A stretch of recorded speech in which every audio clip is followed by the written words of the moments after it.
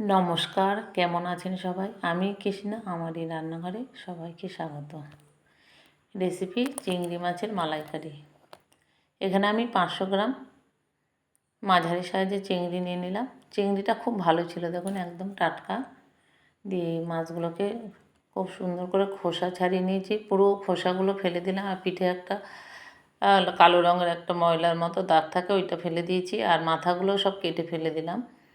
দিয়ে মাছগুলোর মধ্যে একটু নুন, হলুদ আর একটু লঙ্কা গুঁড়ো মাখিয়ে 10 মিনিটের মতো রেখে দিলাম। আর এদিকে একটা ছোটো নারকেল কুড়িয়ে নিয়েছি, দিয়ে একটা মিক্সিং জার নিলাম। ওই জারে নিয়ে আমি নারকেল কোড়াটা এবার একটু জল দিয়ে পেস্ট করে নিচ্ছি, একটু মিহি পেস্ট করে নেব। তারপর গ্যাস অন করে একটা কড়াই চাপিয়ে দিলাম। কড়াইতে আমি সর্ষের তেল দিয়ে রান্না করব। তেলটা গরম হয়ে গেছে, দেখুন। এবার চিংড়ি মাছগুলো দিয়ে দিচ্ছি। চিংড়ি মাছগুলো ভেজে নেব, খুব বেশি ভাজবো না, মোটামুটি ভাজবো। বেশি ভাজলে আবার চিংড়ি মাছ শক্ত হয়ে যায়। দিয়ে চিংড়ি মাছ ভাজা তেলের মধ্যে আমি ফোড়নে দিচ্ছি ছোটো এলাচ, শুকনো লঙ্কা আর লবঙ্গ।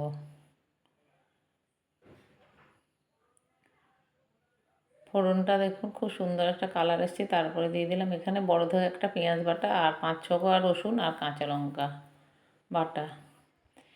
এগুলো দিয়ে আমি কিছুক্ষণ একটু কষিয়ে নিলাম, 3-4 মিনিট। 3-4 মিনিট কষিয়ে নেওয়ার পর আমি হাফ চা চামচ আদা বাটা দিয়ে দিলাম।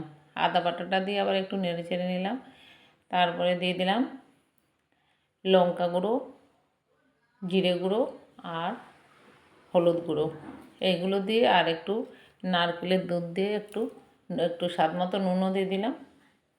নারকেলের দুধ দিয়ে আমি একটু এবার কষিয়ে নেব।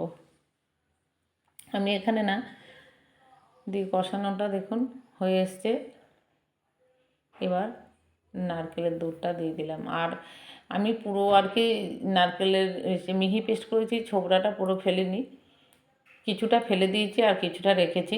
দিয়ে চিংড়ি মাছটা আবার দিয়ে দিলাম, কিছুক্ষণ রান্না করে নেব। এইটাও ভালো লাগে, শুধু যে পুরো যে সে ছিবড়াটা সবটাই ফেলে দিইনি, কিছুটা রেখে দিয়েছি। তারপরে দিয়ে দিলাম একটু গরম মশলা গুঁড়ো। দিয়ে আমার রান্নাটা দেখুন হয়ে এসছে। খুব সুন্দর হয়েছিল, খেতেও ভীষণ ভালো লেগেছিল। দেখুন আমার রান্নাটা হয়ে গেছে, এবার নামিয়ে নেব। আপনারা একবার এইভাবে রান্না করে দেখবেন, আশা করি ভীষণ ভালো লাগবে। এক চিংড়ি মাছের এই রেসিপিটা দিয়ে আপনাদের খাওয়া হয়ে যাবে। ভালো লাগলে ফেসবুক থেকে দেখলে একটা লাইক করবেন, কমেন্ট করবেন। আর ইউটিউব থেকে দেখলে আমার ইউটিউব চ্যানেলের নাম কৃষ্ণা রান্নাঘর, আমার চ্যানেলটিকে সাবস্ক্রাইব করে নেবেন। তাহলে সবার আগে আপনাদের কাছে আমার নতুন নতুন রান্নাগুলো পৌঁছে যাবে। সবাই ভালো থাকবেন, সুস্থ থাকবেন, সাবধানে থাকবেন। সবাইকে অনেক অনেক ধন্যবাদ। আবার দেখা হবে পরের কোনো ভিডিও নিয়ে।